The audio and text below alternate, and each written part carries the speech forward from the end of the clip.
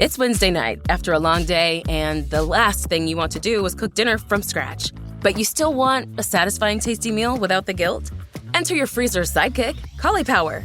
From thin and crispy cauliflower crust pizzas to all-natural white meat chicken tenders and more, Cauliflower is gluten-free always, satisfies every craving, and is ready in minutes. Cauliflower is available in freezer aisles nationwide. Visit eatcauliflower.com/where-to-buy to find a store near you. Critical hit Punch All Nazis takes place in the early days of World War II and combines high adventure with cosmic horror.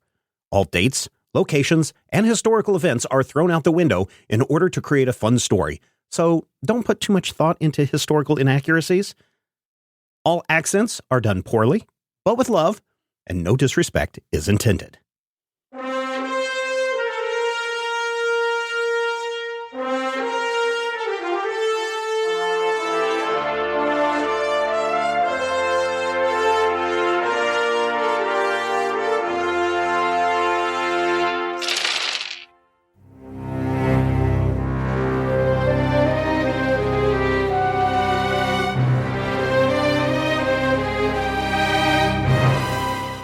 You are spending some time recovering. What are you guys going to do? What's your next move? What's going on? Well, I feel like since we got back from Romania, we've been getting sort of sidetracked. Literally how we got back from Romania was a big sidetrack. Right. So we haven't looked at the items in a while. And I think there's only a couple there's only one that's not accounted for. We know the Nazis have one and we have all the other ones except for one. Well, so there's two. Yes. Right? There's the one in Germany is still open. So we don't know if they have it. They have the flute. Yep. And then the other one that we don't know, which we believe to be a dagger, is in Russia. Correct. All the other ones, the mask, the necklace and the tablet, the book, and the special effects weather pendant, we have all of those. Yep. It is correct. So, Carlos, what do you... So, does anybody have any fatigue left? Yeah. Everybody's... Oh, you can clear off your fatigue there, Rob. Yay! Because you're going to recover. Some of you may have some mental stresses, or, for example, Doc has a permanent limp because of getting a leg injury.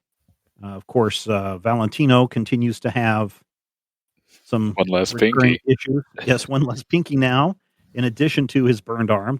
Thankfully, they're all on the same arm.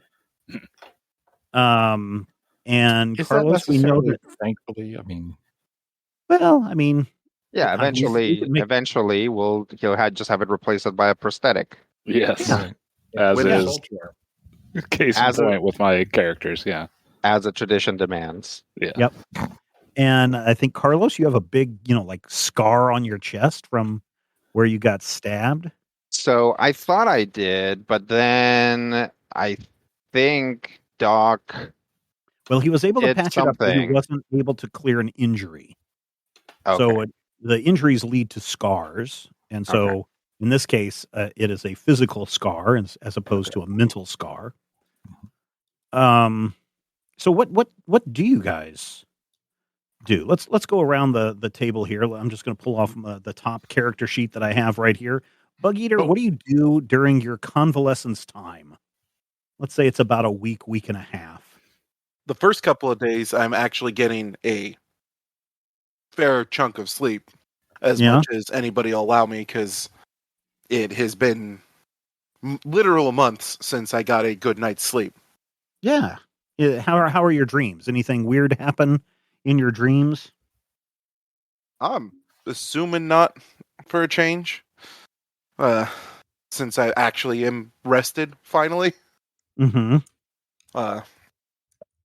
Other than that, you'll be able to find Blisco in one of two places, the kitchen or the garage. Okay. Do you interact with anybody or talk to anybody about your adventures, or certainly you had a important part to play last time before you went off to the asylum that was popping up. Yeah. Talk about any briefings. Before I went to the asylum, my idea was using the dream travel to get to Russia, right? Okay. Yeah. So maybe talk to if that guy's still around. Yeah, you are able to find Dilbert, even though you guys were only really gone for a day to deal with asylum situation. You came up pretty banged up. It was a couple of days where you're just sleeping, but finally you bump into Dilbert into the kitchen. He also is trying to, looks like he's packing sandwiches for some reason. And Mr. Blisco, it's certainly good to see you up and around. I'm glad that you're out. I've been, and he leans in, I've been doing some research into the key and to the Dreamlands. Okay. And? Yeah. Well, it's easy to get people out of the Dreamlands back to reality, but I've been having a very difficult time trying to take people into the Dreamlands with me, even when I'm holding the key. Not helpful for what we want to do this with. Everybody check your inventories. For? I don't know. Something you may have acquired recently. My most recent acquirement is a blue pill. Okay. That provides Me too. Move. Is it one of what's his name's books? Depends on what's his name you're talking about. Well, there is Herbert West's journals. Those are. But there was also more of interest to Doc. But there was also what?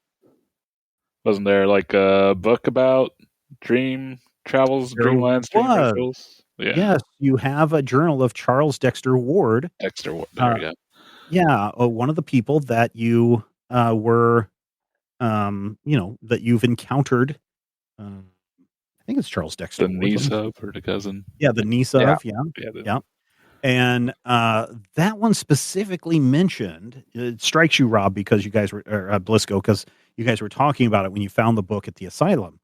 It strikes you that there was a passage that I believe Doc read out loud to you about soft spots in reality, that the use of the key would allow people who are uninitiated in the ways of whatever Ward's meditations are to get to the Dreamlands.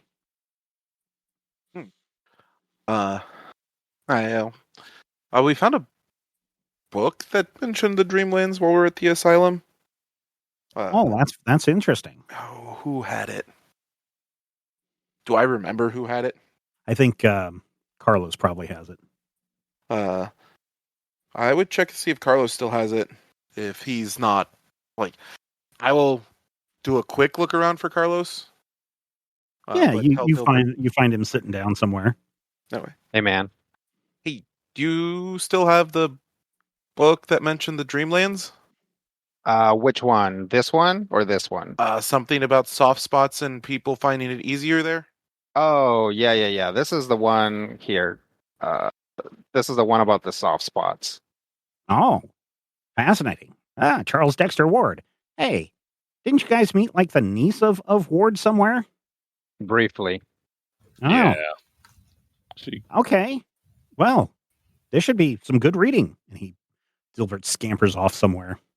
I kind of wave at him with the other book I have, which is The King in Yellow. Be careful. Carlos, why don't you roll me a will plus resilience D2? Can I use my Dauntless talent? What does Dauntless do again? Whenever you attempt a skill test to resist being intimidated or threatened, or to resist fear and panic, you get. Sure. I can basically buy one for free. Yeah, sure. I'm gonna buy one for free then. Okay. There we go. 2 successes. Hey, 2 successes. So is that 3 total then? No, I don't have a resilience. Because didn't your Dauntless you said? Oh, it gives you to buy a dice for free. It doesn't give you an automatic. No. Yeah, just buy a dice for free. Yep. Okay. So basically, All I right. can spend 0 momentum on my first die. Yeah. So you seem to have a clearer head as you're reading through The King in Yellow. You are pretty much able to get through the entire first act. It's only when you get into the second act that shenanigans start to arise. Well, it may be that somebody comes in and interrupts you, just like what happened now, or that it might be you're called to dinner, you're called away, or lightning storm, or a strange smell distracts you. But you're not able to get into that second act without being distracted. And of course, that means you go back and you start over from the beginning each time, and nothing is really bothering you. You're just like, oh, now what was that again? Let me check this, because King in Yellow, the play is so very confusing. There's so many people, and there's implications again that one person may be playing multiple roles. There's this continuous discussion about the king is coming, and in Act 1, the king never arrives. The queen is trying to assume control of everything, and there's something constantly lurking, but you constantly have to keep going back and starting over from the beginning on that. That's all right. I'm taking it easy. Like, I'm not forcing it. I figured like I literally can't get rid of the book, so when the book wants to tell me, it'll tell me. So I'll make another attempt, and if it doesn't work, I'll put it aside for a bit. Okay. There's no. Do you have any feelings towards the fact that you seem to not be able to make it to the second act, or does that not even occur to you? Do you think? I'm sure it's a little annoying, but again, that's the thing is like, basically the way that Dutch is approaching this is like, people are like, this book is bad. Like, bad things happen to people who read this book. But anytime he tries to get rid of the book just comes back. So his approach, or at least his philosophy about this is, the people that tend to read this book and want something from the book, right? They want power, they want information, or they're just kind of hapless, like like local theater directors that try to put on the play and it's cursed. So by approaching it without trying to, like, it'd be fine to like suss out its secrets, but like Carlos is not trying to get power out of this. He's not trying to contact the King in Yellow or Big H or Little W or whatever. So you're sneaking up on the book.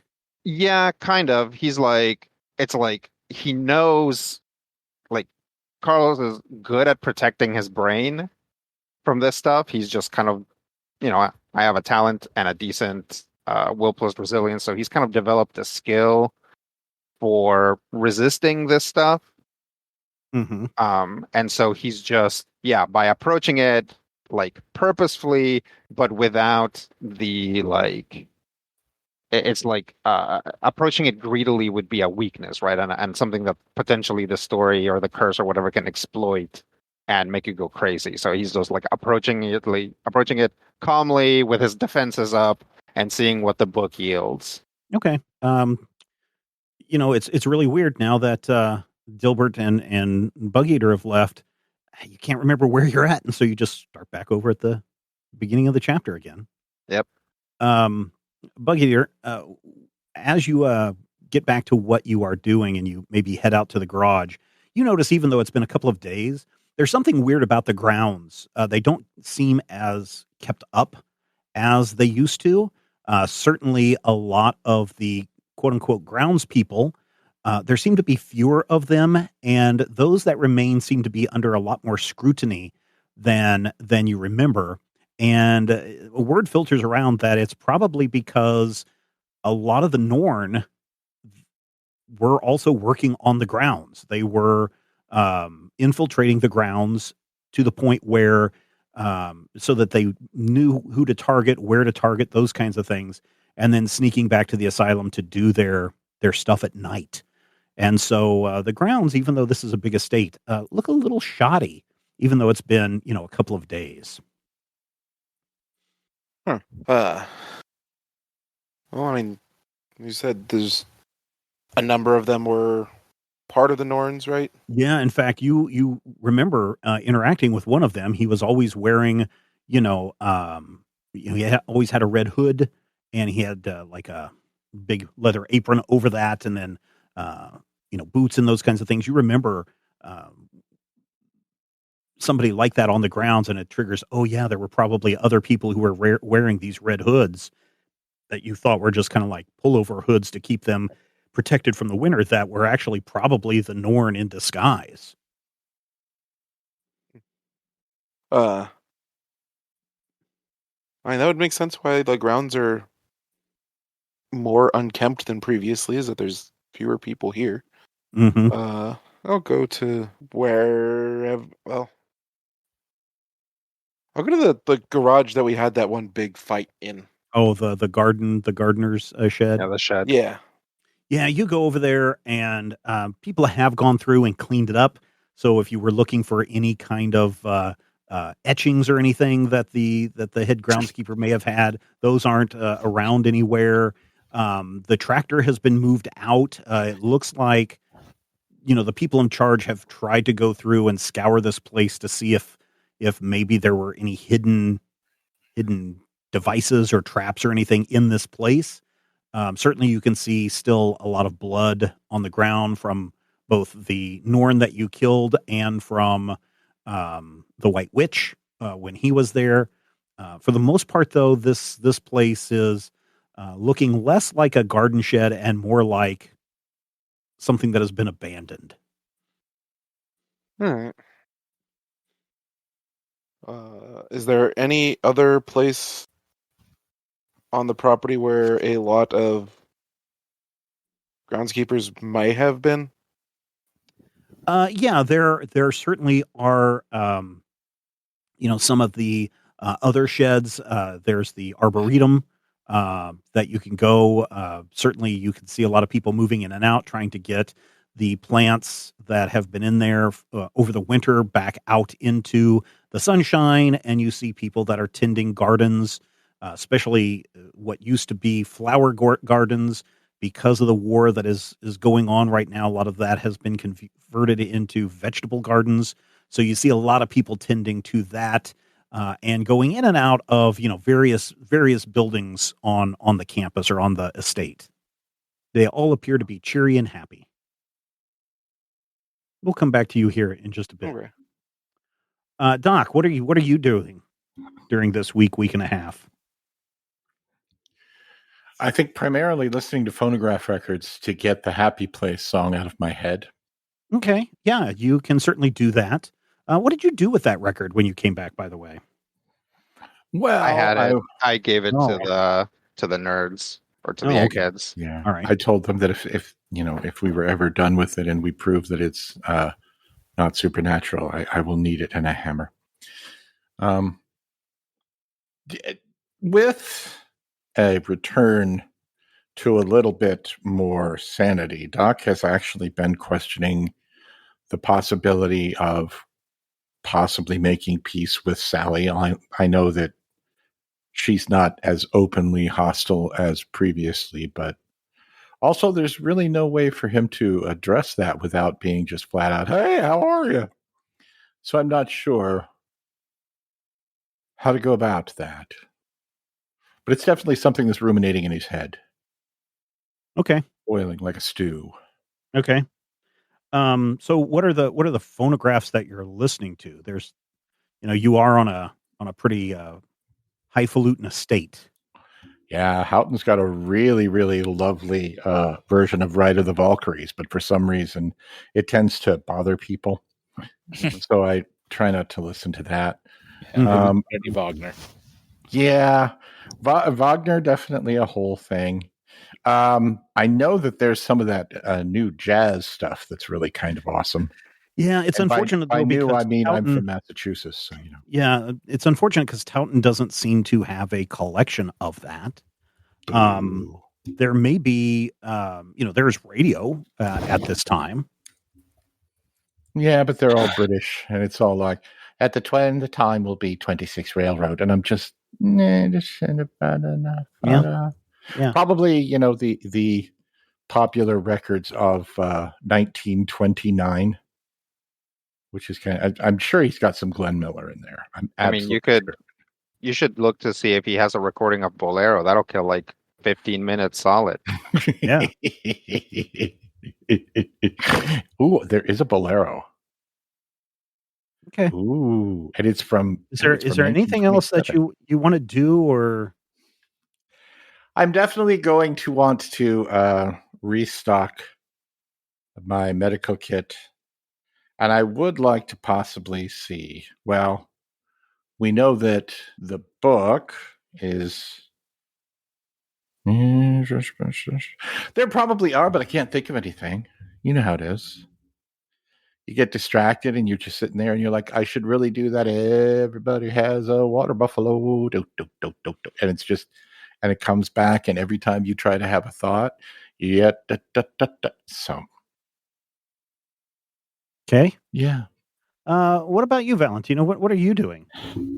Probably hanging out with the eggheads more than anything. Oh yeah. So what are you guys? What kind of adventures are you guys having?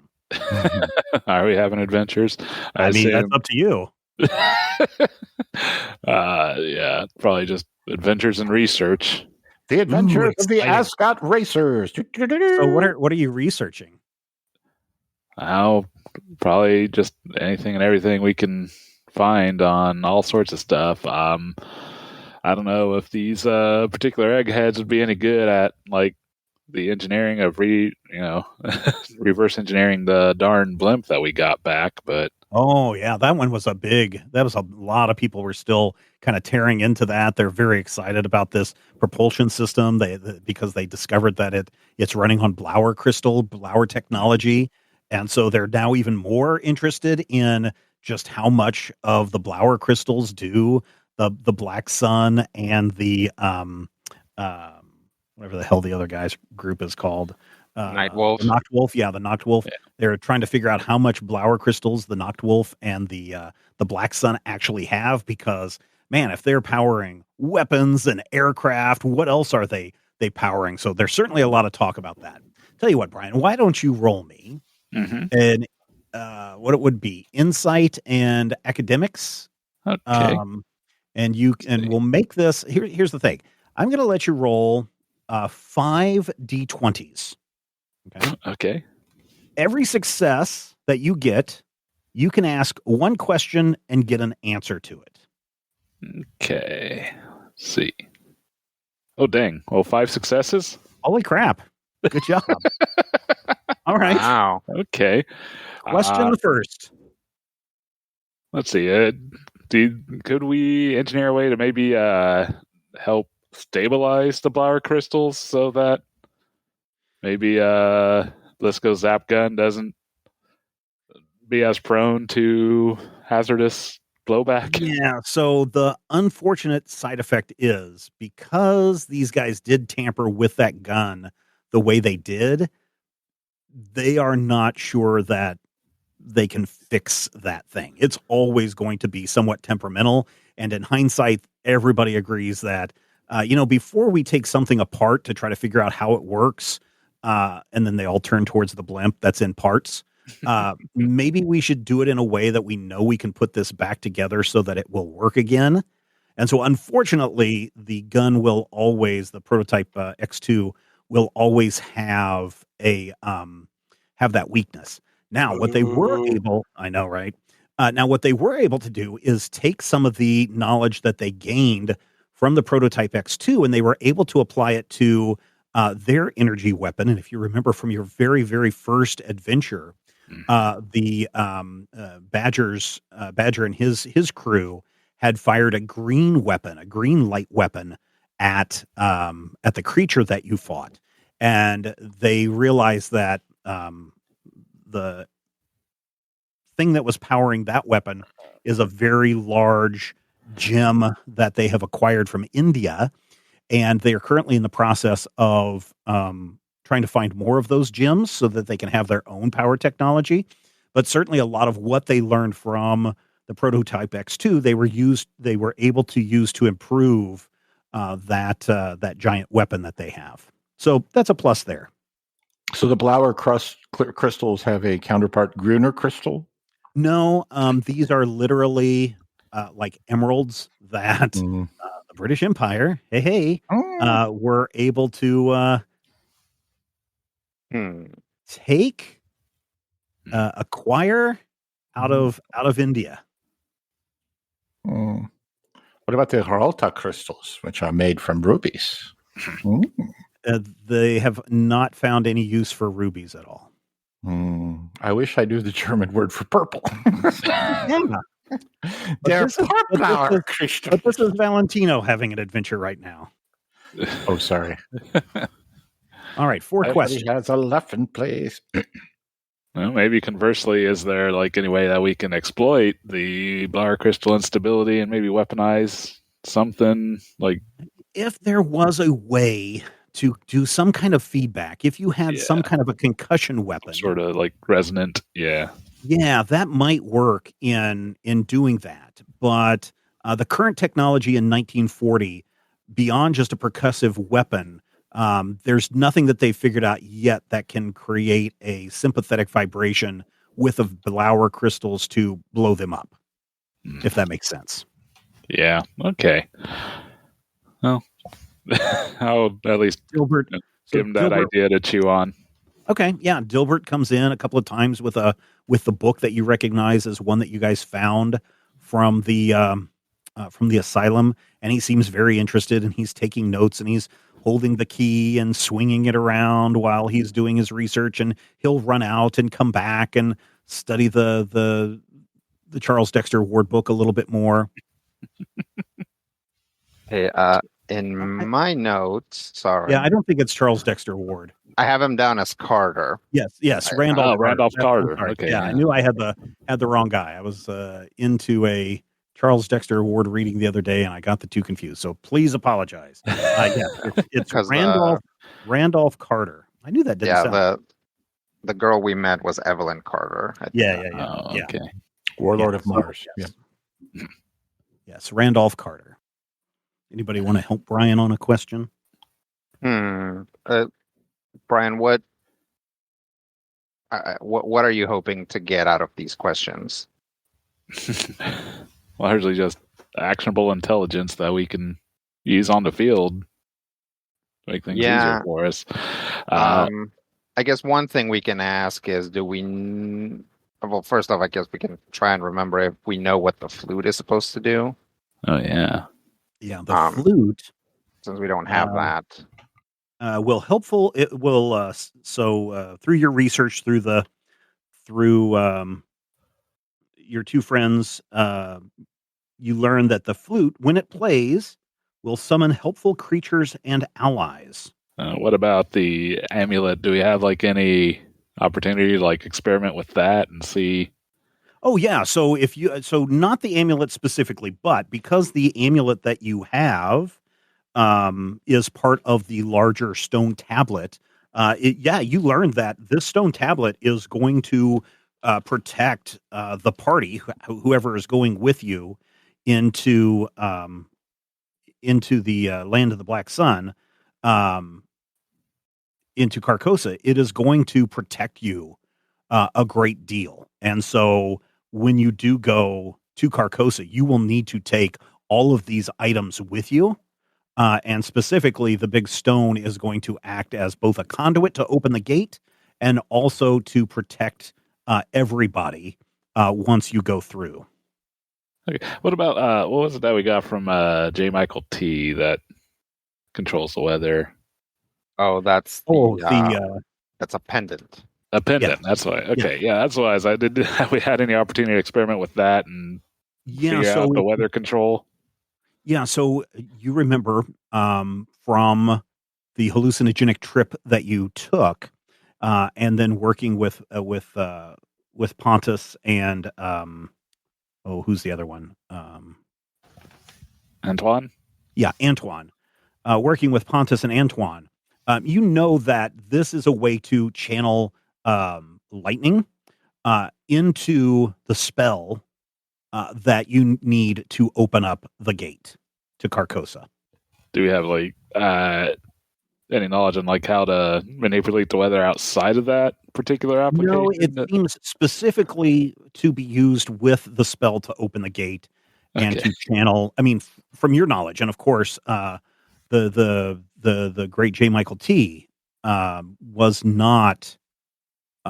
He didn't share his in-depth knowledge of centuries of using this amulet, this pendant, to show you all its true power. But you are able to gather that, yes, this is the thing that you're going to use to control a great bolt of lightning that you will send through whoever is conducting the spell. That will then be used to open up the gate. And Dilbert keeps coming back in and reading through the book and muttering to himself and going back out and coming back in.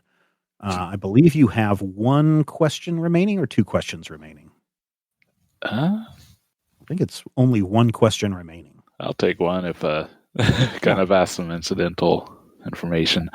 Let's see. One last question. I mean, we still don't know what the dagger is supposed to do. We still don't know what the ring is supposed to do, or if the ring is like an actual ring that you wear around the finger. Yes, it is actually a ring that you wear around your finger, and you know that, Carlos. You know now what the ring is. Oh, snap! Yeah. Okay. Sure. What about the dagger? What can we learn from that? This is a ritual dagger that you, again, thinking back to the trip that you had, thanks to the great J. Michael T. This is one that you're going to that is used in the ceremony to, again, as many ancient ceremonies and ones that deal with the arcane involve. This is a ritual dagger that you will need to use to, again, the spellcaster will have to bleed in order to get the ritual to complete. So what you know about the ritual is that, and this is all from your hallucinogenic trips that you had in Romania, as well as talking with the fellow scientists and researchers and Pontus and Antoine, and really putting your heads together over the week. This is what you kind of figure out about the ritual that you need to open the gate to Carcosa. You will need to wear a mask, which will allow you to speak with spirits who will tell you the proper way or the proper words to say in order to complete the spell.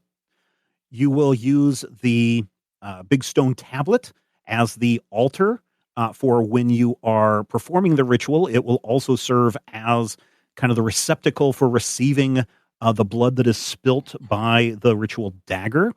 The spell also entails using lightning from the sky through the spellcaster into the tablet to open up the space, and then once it's opened up, you can go through and use the tablet for protection. You're still not super knowledgeable about what the ring can do, but it also appears to be perhaps a power source of some kind that the spellcaster would use. You remember seeing in your state that the ring was glowing while you were uttering the words. The flute is being used to summon the spirits to talk with you via the mask. And in order to find the right spot to open the portal, you need to use the orb to lead you there. And then presumably once you're through the portal, you can continue to use the orb to lead you to the space where the Key of Solomon resides. And I think that's everything.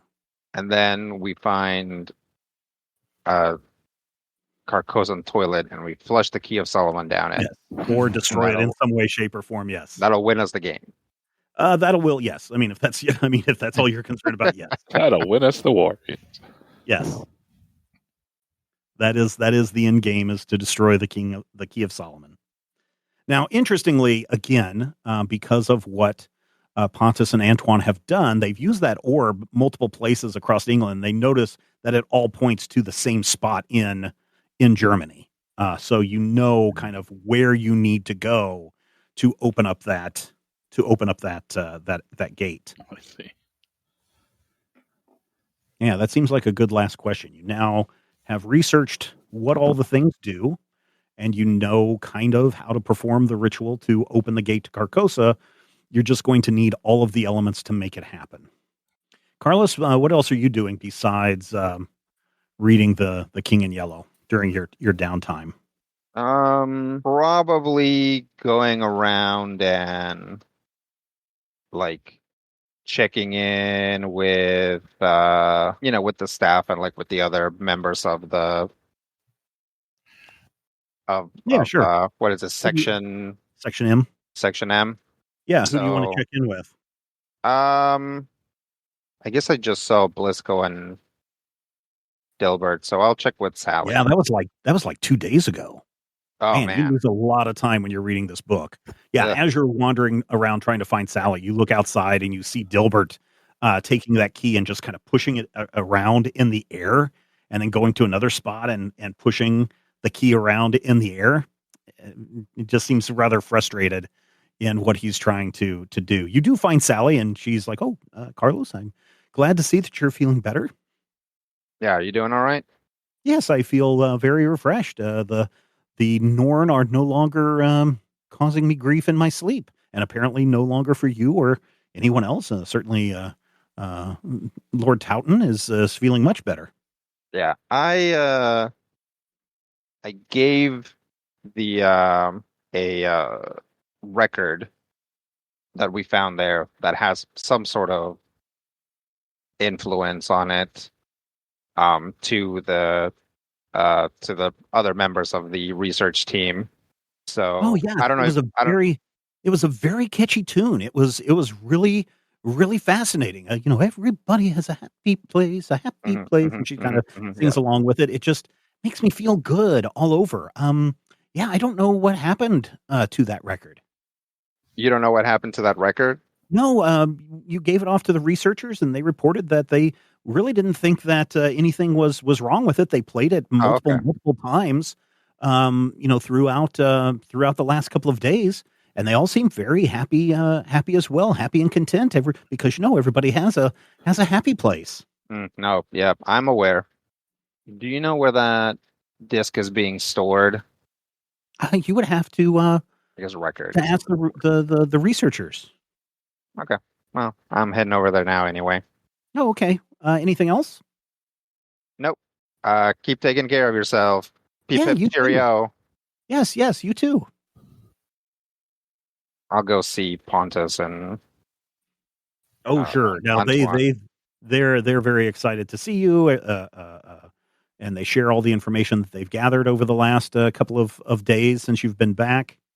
They do point you to a closed door, and where the people who have been with the record are, if that's what you're interested in following up on. Sure. Let me just check in real quick. Yeah, you go in there and you see that there's like a bunch of radio equipment that has been set up, and one of the guys is behind the radio gear, and he's talking into it, and he's like, "Once again, we just want to share this song with the entire kingdom."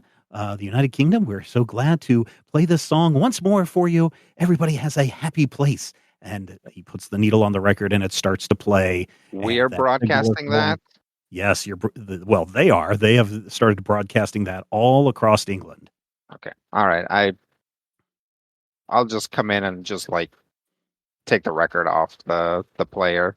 Oh, what are you doing? This is a great song. It makes everyone have joy and happiness. Yeah, a happy place. Listen, if I was asleep, put in the sleep. Yeah. If somebody brings you something, hang on. Is there like a switch to not have the microphone go live? No, I think yes, you can pull out the microphone and the record at the same time, and as you're yanking on that, one of them's like, "Oh, this concludes our broadcast day," and then everything turns off, and all across England for the last couple of days, people in pubs, people in houses, people listening in Parliament, people listening in the palace, all kind of become a little bit more melancholy because. They no longer have a happy place. Yeah, no, that's okay. This is a war. But fortunately, it's a catchy tune, and certainly there are people in the U.S. military and people on the British bases that have probably sung the song enough to where they can pass it along to their friends and pass it along to their friends. It's a song that I think will continue to live. Will continue to live throughout all time. Okay. So once I unplugged stuff and I have the record, I'll go to the guy that was broadcasting it. And I'll be like, "Hey, listen, I'm not in charge of policy here, but let's agree that if I ever bring you a cursed object from the Shadow War, like maybe we don't expose as many people as possible to it." Oh, this is a curse. We didn't realize it was cursed. It just was such a catchy song. Mm-hmm. Mm-hmm. Yeah, but do you know who I am? Yeah. You're Carlos Arbogast. Do you know what my job is? Yeah, your job is to collect artifacts and destroy the Key of Solomon. Uh-huh. How's that going? Well, it was greatly impeded by this record, actually. Oh, okay. Huh. And he pulls out the record. He goes, "Have you listened to it?" And he puts it back on the record player. No, I'll just take it right back. I'm not handing it back to him. But sir, listen. That takes us all to a happy place. Here's what I need you to do. I need you to go down to medical, or whatever we're calling it. Yeah. And just have them check you out.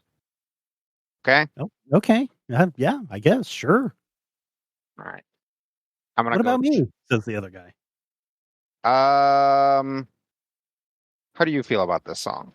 I love it. I want to hear it right now. Yeah, also. Can I have it? Go on. Nope. Maybe I can make a copy. Go down. We can do a wire transfer copy. You go down to medical, and I'm going to go talk to some people about this, and hopefully we can keep you on as researchers, but I think your radio days are over.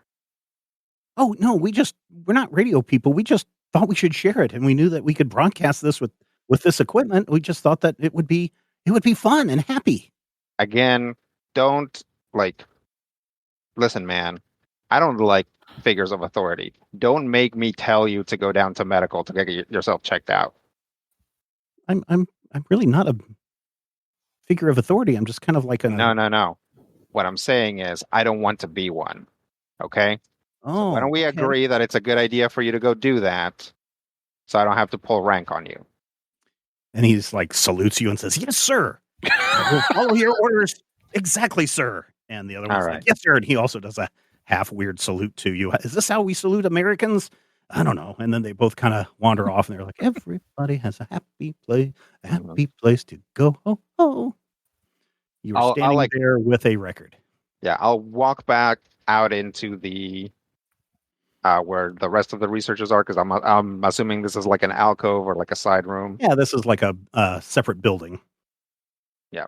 So I'll come out and, assuming that I have I can see everybody else at their tables or whatever, I'll be like, attention research staff. And they all look up, including Valentino. If we bring you a creepy item from a mission, please, A, don't share it with as many people as possible. Don't broadcast it. And B, if you don't know what it does, come talk to the person that brought it in. They'll probably at least give you a clue. This record has some sort of weird curse on it, or is a curse. There's something wrong with it. Don't play it unless you're going in realizing that there's something weird about it. They all salute you. "Yes, sir." Ugh. I go down and I hand it to Antoine. Oh, I love this song. Okay. Fantastic. We travel down the time stream to the year 1946, where a man by the name of Walt Disney has heard this song during the war, and he thinks it would make for a fabulous tune in his upcoming live action animation integration, a little film he's calling Song of the South. Yeah. And you thought it was banned because of the racism. Yeah, thankfully, not in Europe though. We hadn't cleared out all that stuff, so that's only going to make it as far as like 2010. Yeah. Good God. Come on, people. I mean, I could have smashed it. I was like, I mean, you can still smash it if you want. Could have smashed it. That's too late now. I mean, it's already. I mean, it's free. It's heading for Walt Disney right now. Yeah. Hey, trust me. If I thought that smashing these things would actually help, like half of the things in this list are made of glass and porcelain. Like, there's a reason why we're not smashing them, and that's because we can actually learn stuff from them. Like, for example, how to combat it. Oh, yeah, says Pontus. Oh, yeah, that's something we should work on. That's a great idea.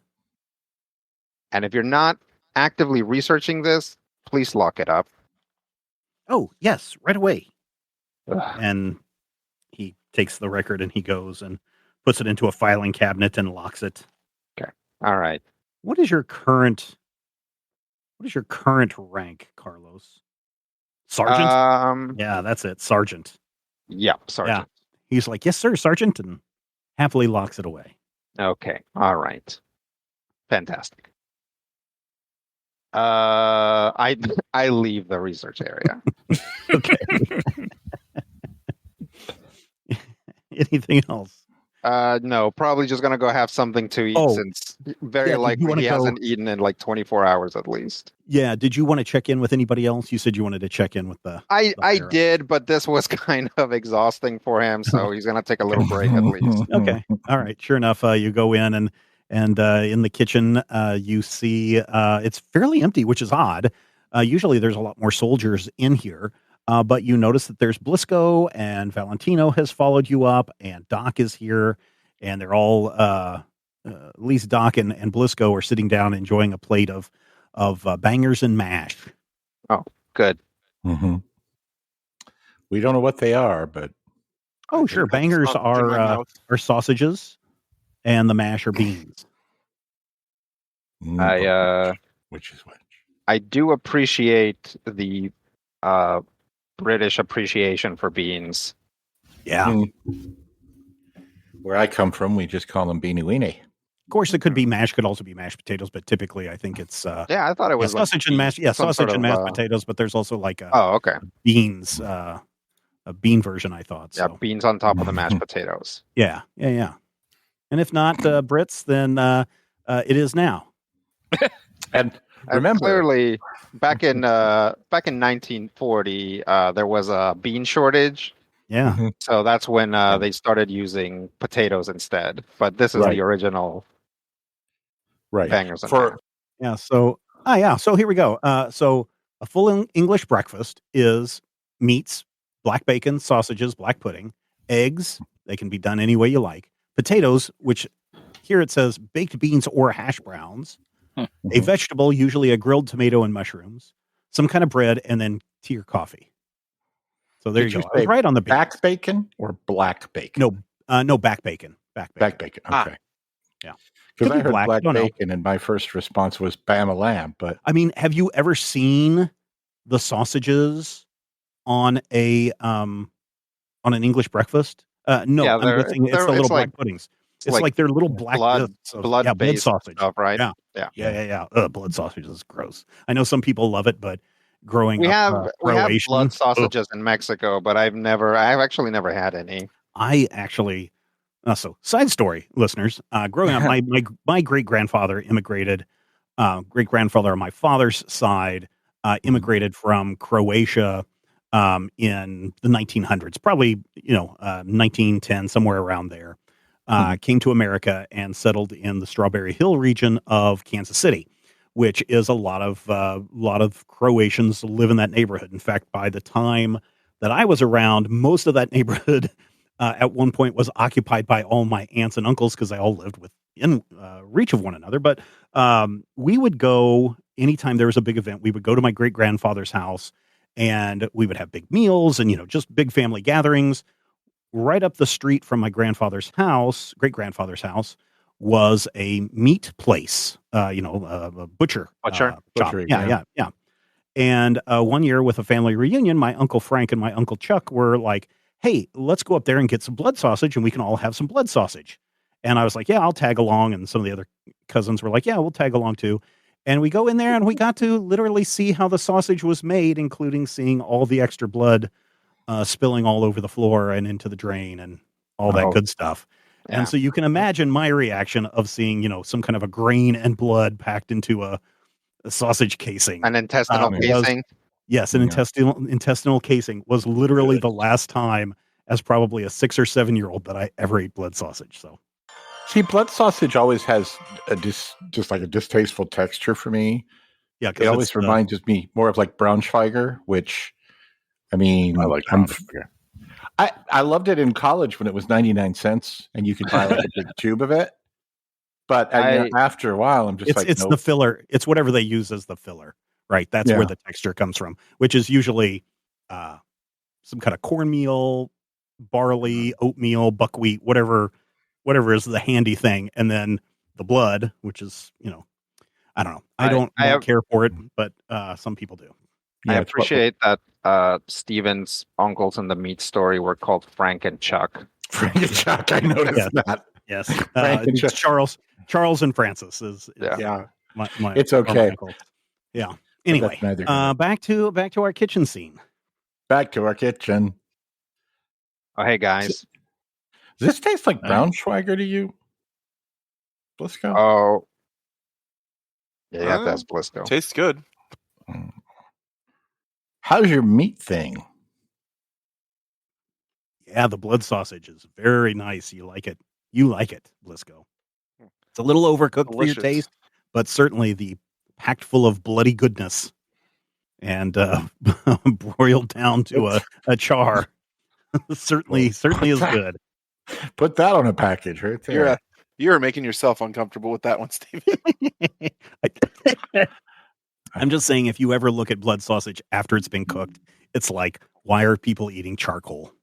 I mean, I feel like a lot of traditional foods from around the world is just like, okay, well, we have to do something with this.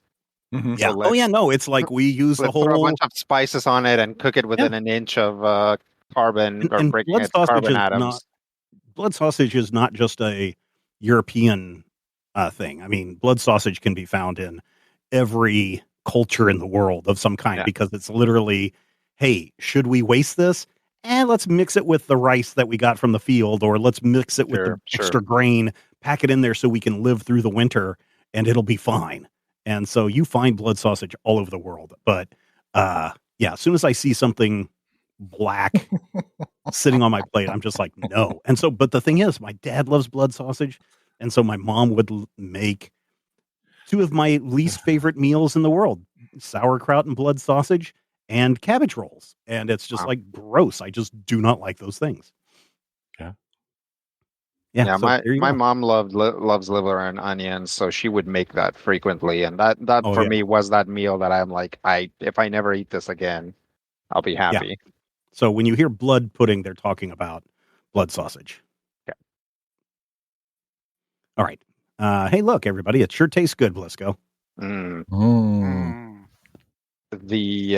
So unfortunately, the Happy Place record briefly escaped containment, but hopefully it's back under lock and key now. So hopefully that just stays there. Okay, so the record that I wanted to break escaped containment. Yeah, only for a few days. I see. So now it's free in like here in the estate, and we're going to have to hear it over and over and over. I personally don't know how it works.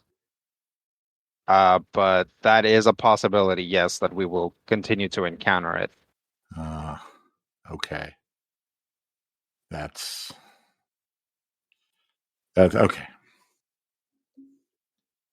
Hey, look, I appreciate that you were probably right about this one, but you know why I gave it to the eggheads, right? Oh yeah, I don't question that decision. I'm just like, I hope that the pressing of Beethoven's Fifth actually lasts. They don't have any Louis Armstrong. You believe they don't have any Louis Armstrong? Here? Let me make a few calls. Oh, cool. That'd be lovely. I'll see if I can ship us some of my old records, or I guess it wouldn't be old at this point. Some of my new records. Have you heard about this new thing called bebop? There's new. It's already a golden oldie. Yeah. Hello, Arbogast Estate. Hi, Higgins. Oh, Mr. Arbogast, it's so good to hear from you. Yeah, you too. Have you seen Felipe recently? Yes, in fact, I saw him last night. He's doing quite well. Oh, that's great. I was wondering if I can give you an address and if you can ship some of my record collection up here. Oh, yes. Philippe tends to listen to those quite a bit, though. Okay, well, I'll give you which ones I want, and then he can pull out some of the ones he wants to hang on to. Very good. We're just trying to civilize the Brits out here. Yes, of course. So I'll do that. I'll give him some names and give him the address and work out how he's going to pack them and pay for it and stuff. Okay. Well, I think the payment is probably not a big deal, but yeah, that one's not as big of an issue. And I'm guessing that I guess I should have probably cleared that with somebody, like just being like giving out the address to the out in the state. Yeah, that's okay. Maybe maybe they have a PO box. Yeah, there should be an address that we would be able to use. Yeah, certainly. Just sending it to you could definitely send it to Kent General Delivery, and it would be at the post office. Yeah, we'll do that. Very good, sir. Goodbye. Good luck. When you might expect to return home? There's exciting things going on in Albany. Oh, there are. Yes, sir, but I can't talk about it. I've been sworn to secrecy. Don't even try. Okay, all right. It's not going to be for a while, as far as I can tell. But yes. How about I write Felipe and see if he can give me some of the lowdowns. Maybe he will, sir. Maybe he won't. Okay, all right. Well, that's fine. I'm glad to see that he's his own man. He certainly is, and I think it's through a lot of your influence. I'll take that as a compliment, Higgins. Yep. I'll speak to you later. Goodbye, sir. Goodbye. Hang up. Yeah, you put the you put the big white phone back into your pocket. And what else? You all notice Dilbert running around, touching spaces and trying to stick the key into different things. Shazam! Has anyone pointed him in the direction of the trenches yet? What is he doing? Oh, is he looking for those soft spots? I believe so. Should we possibly take that? I feel like. Hey, look. I'm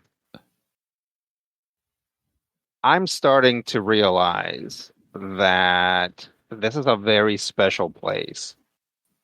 You don't get to be a researcher here without being a little unorthodox. Just like I'm pretty sure we wouldn't be alive right now as its field agents if we also weren't actually extremely unorthodox. So he knows the dangers. I would just let him keep doing it. But yeah, maybe we should tell him about that those disgusting bugs we found in where was that? Leeds? No. Yeah, the trenches just outside of Kent. Yeah, outside of Kent. Should we maybe escort him on that particular adventure? I think I'm not saying that we're not all 2 turns off of Plum, but I just feel that when I look at a person and I think maybe he's a little obsessed, I feel that other people might have already noticed that problem. And I see what you're saying. Yeah, I was largely hoping, that he would maybe figure out the wrinkles before we had to go on this trip ourselves. Try and use it.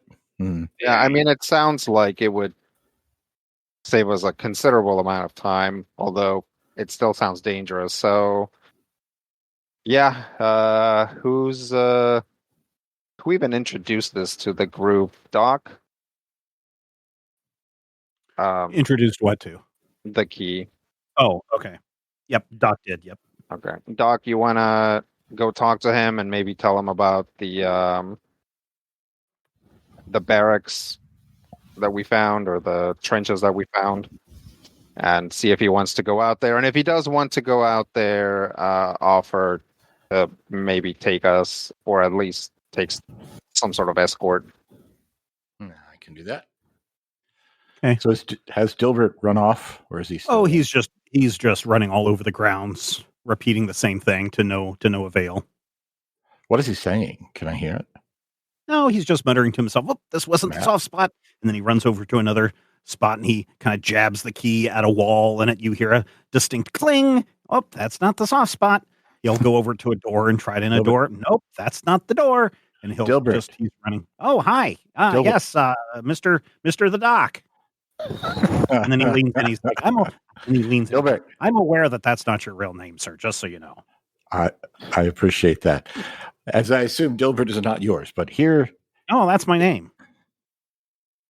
My condolences. All right. So here's something I wanted to share with you. I know you're looking for the soft spots. Yes.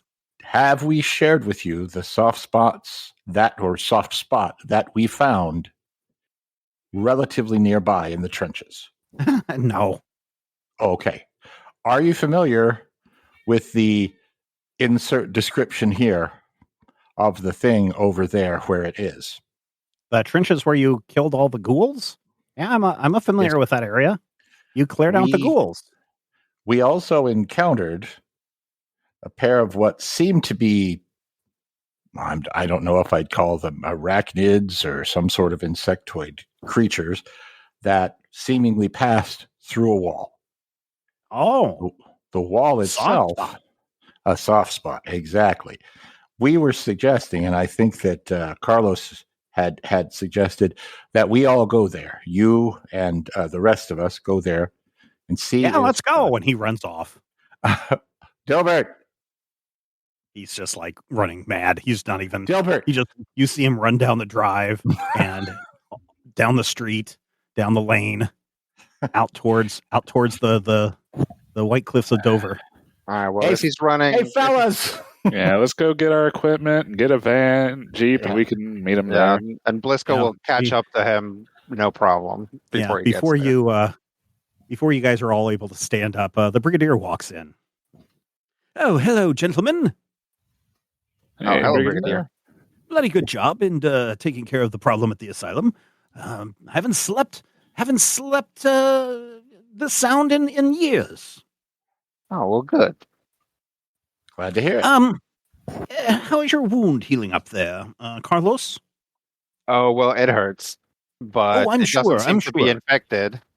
Well, that's good. That's good. It occurs to me that you two, the four of you, are running off, maybe ill-equipped for your adventures. Before you start your next adventure, please make sure you visit the armorer to obtain some proper clothing for your encounters. Oh, sure. Is he there now? Oh, of course. All right. Well, thanks. I'll just like down a bunch of coffee and be like, "Let's go, boys." Take off for the run. Yep. Thank you, sir. Good day. Oh, yes, yes. Also, Carlos, I understand you're giving a lot of orders these days. You're shaping up to be quite the military man. Oh, yeah.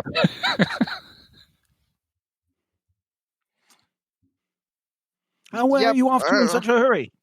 Well, we told Delbert about the stuff we found at the old trenches. Oh, yes. And so he kind of took off on us. So we're gonna try to get geared up and catch up to him. Oh, yes, okay. And he abruptly turns around and leaves. Cheerio. Yes. Goodbye. We can only play that game when I'm on the phone, so next time.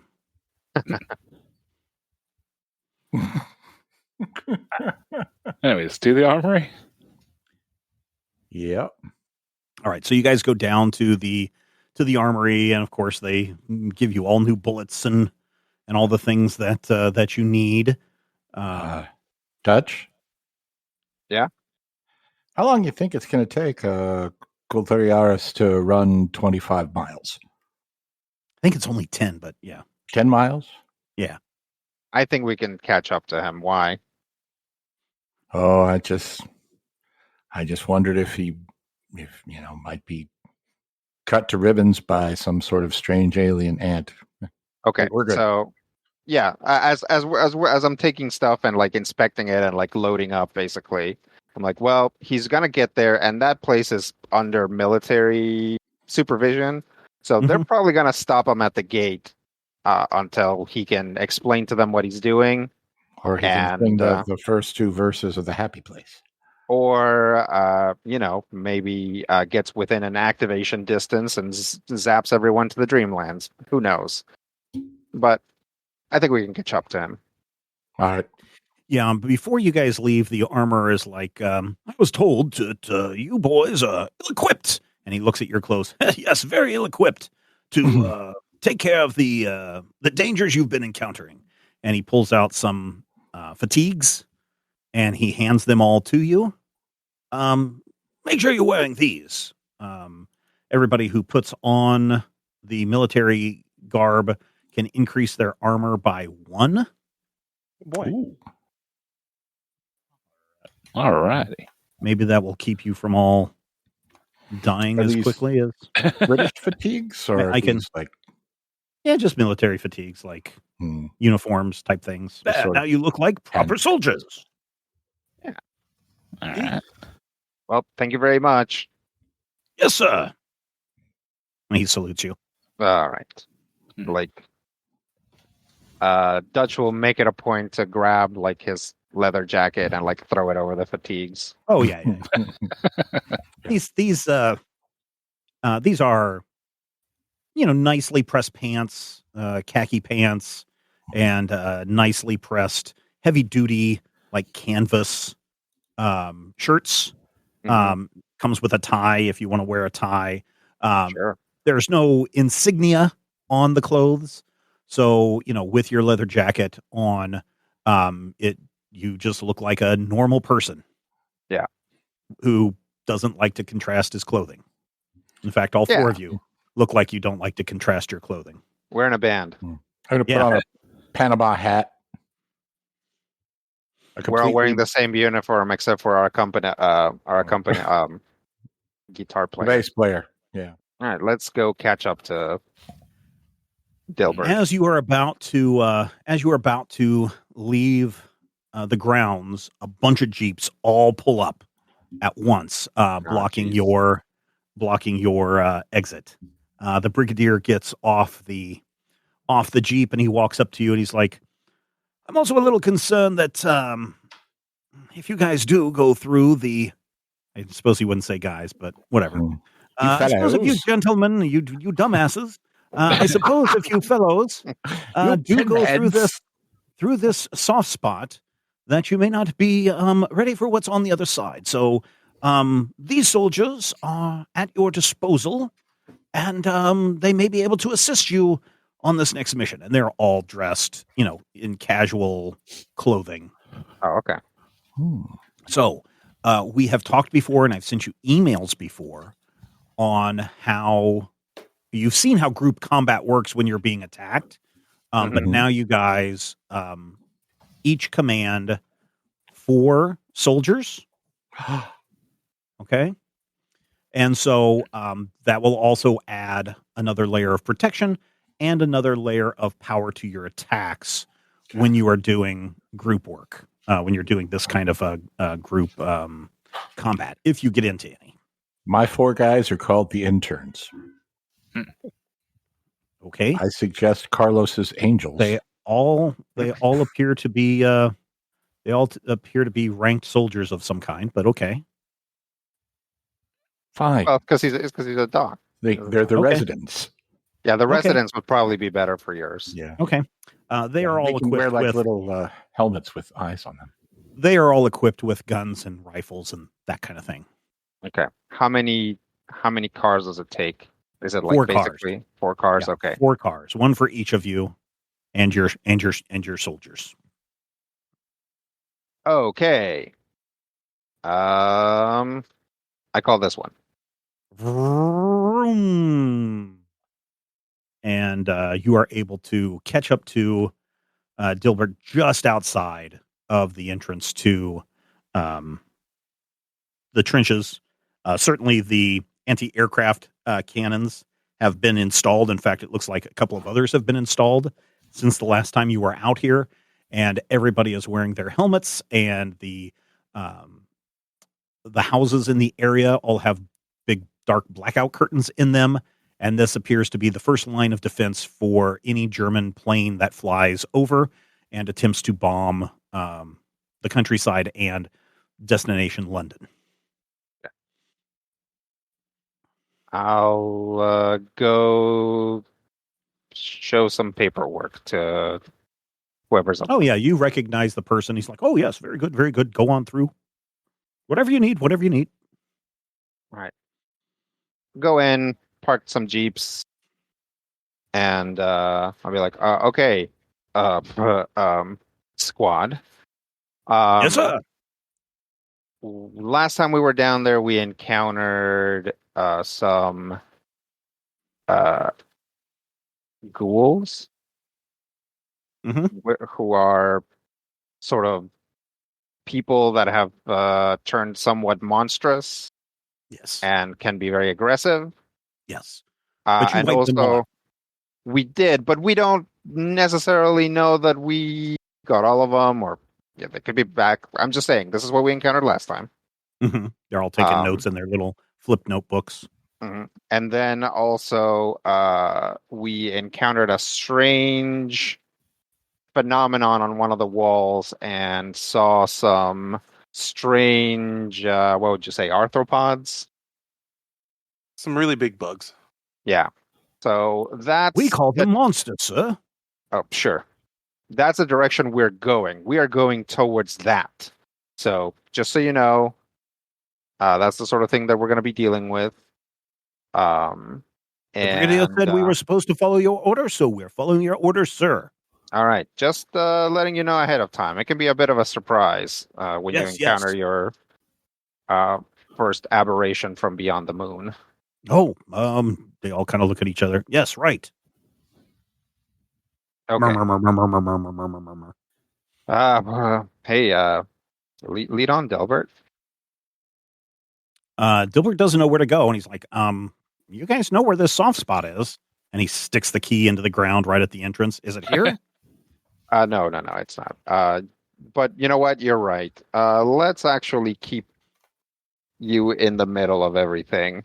Oh, okay. So I'll take a group up front, and then we can still stick Dilbert with whatever group is following that. Okay, who's in the back? I think the Valentinos. Sure. Yeah. Okay. All right. So you all march through the trench. You get underground. It's still kind of stinky, but it's not as stinky before. The smell of rotting flesh certainly is not present, but decay, mold, the mildewy smell, the rot smell of vegetation still permeates this place. And after a couple of minutes, you were able to work your way down to the back of the trench area. You're able to squeeze through some stones, and then you get into the area, the chamber, where, Blisco, you saw the soft spot, or you felt the soft spot. All right, Dilbert. It was this wall? Okay, and what do? You just point to it, or? Yeah, like big gesture. Like I had put my hand on it and kind of went through, but not really. Oh, okay, sir. And Dilbert goes up and he kind of dinks the key right into the wall. Ooh, this is not a soft spot, Mr. Blisco. Maybe you should try it, Blisco. Okay. I'll walk up, put my hand on the wall. Do you have the key? Nope, not yet. Oh yeah, you can. Everybody's amazed that your hand kind of pushes into this solid stone as if you were pushing into a soft mattress. All right. Wow, that's incredible, sir. Looks like you've indeed found a soft space. Should we all link hands or something? Well, why don't can anyone else push on it and have it be squishy? Well, the last time you tried, nobody else could. I would like to try. All right, you push on the wall, and it feels like a solid rock wall. I push on the precise space that Blisco just pushed. Yeah, your fingernails come away with dirt and grime under them. All right. Let's have Blisco try the key and see if we can. It maybe hopefully like stabilizes it so that others can cross. Yeah, hold up my hand for the key. Dilbert reluctantly gives it to you. Be very careful with that, sir. That's the only one I have. Stephen, can we hear what the key looks like again? Yeah, it is a large silver key. It is about, 6 inches. It looks like one of those oldie-timey door keys. You know, it's got a loop on one end with the long rod, and it's got like 2 or 3 little teeth at the other end. It almost looks like a key that you might get if you were awarded a key to the city. It is somewhat cartoony in nature, but it appears to be made out of solid silver and engraved on the stem or the spine of the key. Engraved in it, it says the key to the Dreamlands. In English? Of course, yeah. Why not? All right. I'll put it. Yeah, how hard do you push? A lot of push or a little push? Just a little push. I don't want to. Yeah, sure enough, you bend or break. Your whole arm goes through the door, and it's so surprising that you. Let's do an agility. We haven't done a roll in a while. Let's do an agility and athletics D2. D2, and we have no momentum. Nope. You've already got 8 threats, so might as well give you another. Okay. I have the worst, or some of the worst agility and athletics in the group. Oh, only one success.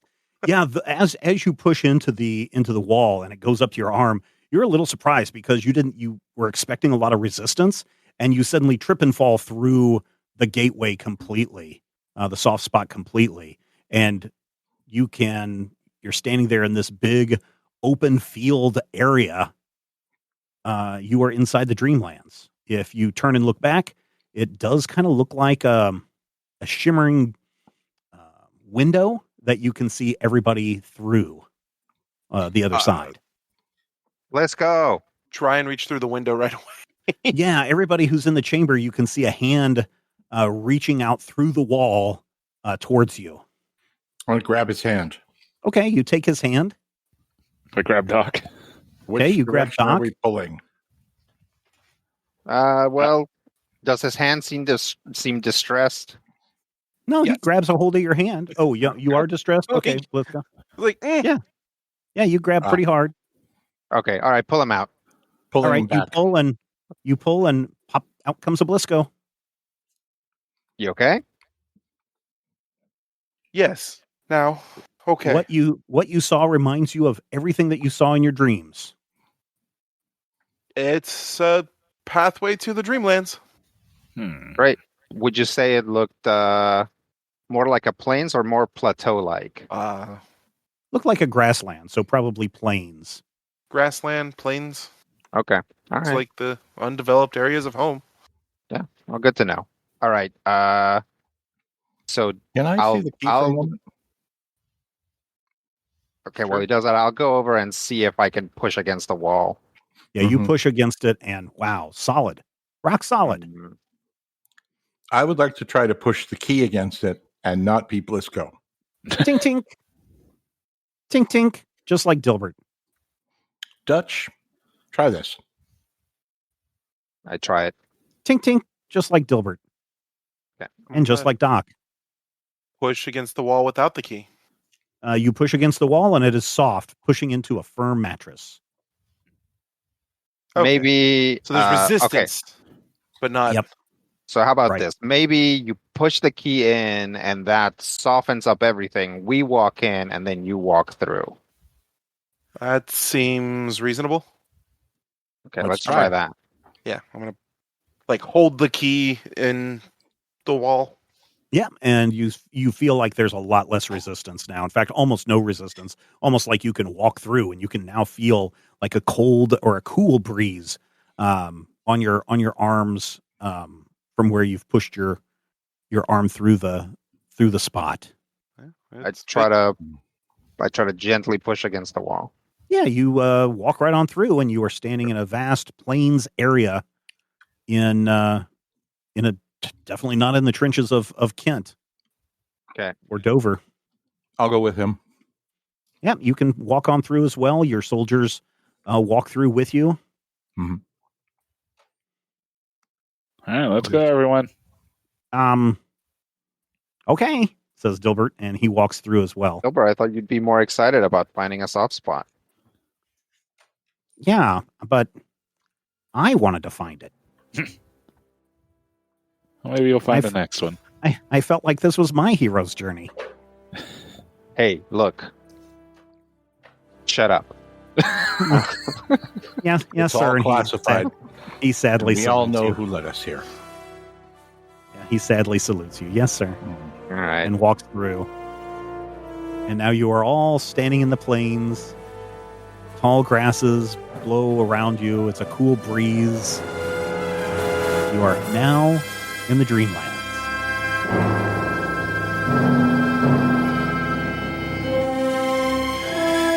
Critical Hit Punch All Nazis is a production of Major Spoilers Entertainment and was produced and edited by me, Steven Schleicher. If you would like to get a behind-the-scenes making of this episode, be sure to check out the GM Roundtable Octoon Cthulhu Edition at our Patreon page, patreon.com/Major Spoilers. Each week I discuss my plans for the upcoming game session, and Dr. Brad Will is there to share his reactions and advice on how to be a better game master. I will warn you, though, there are spoilers galore in every installment of the GM Roundtable Octoon Cthulhu Edition. So, if you don't like spoilers and don't want to know what I'm planning next, don't listen to these episodes. Though, I will say, if you do listen, you'll be able to see how and where the players throw a wrench into my plans, and you're also going to have greater insight into the world that's being built into this campaign. Finally, we want you to record yourself doing your best on Critical Hit and send it to us at podcast@majorspoilers.com, and your voice will join the growing chorus of fans in upcoming episodes as well. Thank you again for listening this week, and here's hoping all of your dice rolls are critical hits. This podcast is copyright 2025 by Major Spoilers Entertainment, LLC.